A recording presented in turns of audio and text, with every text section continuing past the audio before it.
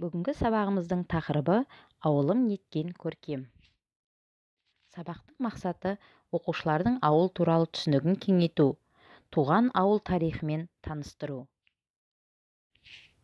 Дүр Оңғар Дырқайұлы дегеніміз кім? Дүр Оңғар Дырқайұлы 1859 жылы туылып, 1902 жылы дүниеден өткен. Қазіргі Қызылорда облысы Қармақшы ауданы Жаңажол ауылында, яғни осы біздің ауылымызда дүниеге келген.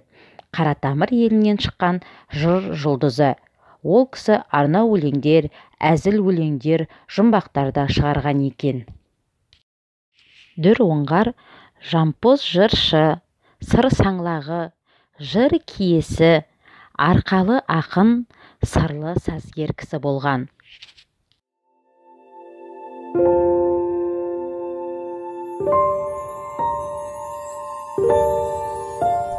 Алталаштың басын қосқан қасиетті сыранадан бастау алып, бүгінде еселі еңбекпен ерлеген, өндірісі өсіп өрлеген, бірлігі бекем, ақ күріштен тау тұрғызған құтты мекен Дүр Оңғар ауылы. Әр адамның өзінің жеке өмір баяны болатын секілді, әр ауылдың да өзінің жеке өмір баяны бар.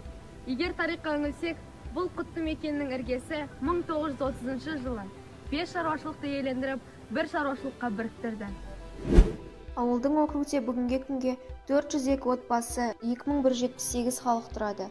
Ауылдық округте әлеуметтік нысандардан бір орта мектеп, бір балабақша, бір спорт мектебі бөлімшесі, 300 орынды ауылдық мәдениет үйі, орталық кітапхана, ауылдық емхана, 250 орындық тойханасы, бір шаштаразы халыққа қызмет етуде. Байлықтың анасы, жер атасы деп айтылғандай, ауылымызды мәпелеп, баптап, күтіп, жер ана қуатынан нәр алған еңбекшіл диқан қауымының өкілдері ауылымызда қазіргі таңда баянды тіршілік етуде. Жыл сайын ауылымыз егін шаруашылығы жөнінен облыс көлемінен алдыңғы қатарда келеді. Ауылымызда ашылып жатқан тарихи өлкетану мұражайы 5 жыл көлемінде жұмыс істеп келеді. Бұл мұражай рухани жаңғыру бағдарламасымен осы шаруашылықтың есебінен толық қаржыландырып жұмыс істеп келеді. Мұражай ашылуда біздің негізгі мақсатымыз осы әрбір ауылымыздан шыққан әрбір азамат өзінің төл тарихын білуге міндетті, толық міндетті. Сол үшін осы өскелең ұрпаққа осы ауылымызда болған кезінде тарихи оқиғаларды, ауылымыздың төл тарихын үйрету мақсатында осы мұражайымызбен 5 жыл көлемінде жұмыс істеп келеді. Бұл мұражай сонымен қатар келушілер саны қазір Аллаға шүкір деп айтайық, келушілер саны ай санап, жыл санап көбейіп келе жатыр.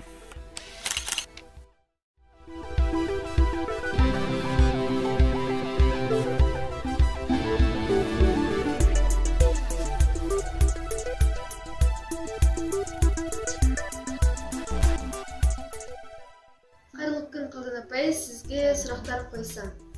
Тәуелсіздігімізге 30 жыл толып отырғанын білесіз. Осы 30 жылдың ішінде осы мектебіміз бұрын қандай еді және қандай қазір қандай еді, сол айырмашылықтарын атап өте кетсеңіз. Енді біздің мектебіміз 120 орта мектебі 1978 жылы салынған, сол жылы пайдалануға берілген 3 қабатты типтік жобадағы мектеп. Қуаттылығы, яғни баланың сыйымдылығы 464 орындыққа келеді. 2020 жылы күрделі жөндеу жүргізілді. Бұрын мектепте қазіргі заманға сәйкес жабдықтау болмаған. Яғни жөндеу жұмыстары бұрынғы көне қалыппен қалған болатын. Қазір енді барлығы заманауи, жаңа үлгіде салынды. Халықты бөлмей шаруашылықты бір колхоз есебінде ұстап қалдық. Біздің ауыл осы шаруашылықта еңгіз болғалы, шаруашылық болғалы 5 колхоздан біріккен. Биыл мысалға қарап отырсаңыздар да жылда осы ауылда өнім жақсы болады. Облыстан да, ауданнан да ауылда шетте жүрген шаруашылық көп қызмет жасады. Енді ауылды жаңартып жатыр. Қарап отырсаңыз жаман емес. Әр жерде ойын алаңдары бар.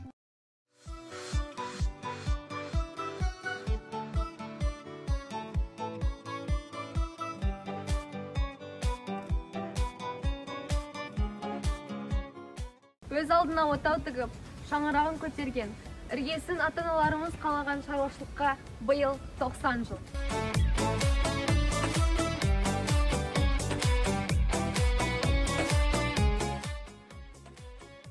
Әр адам, әр тағдыр бір кітап. Бір елдің тарихи дерегін түгендеп жазып, бір кітапқа сыйғызу өте қиын. Қиын болғанмен, теңіздің дәмін тамшыдан білуге болады деген қанатты қағидаға қол қойып отырмыз. Сондықтан, Дөңғар ауылының болашағы жарқын болсын, маңдай тері алтын болсын деген тілектеміз.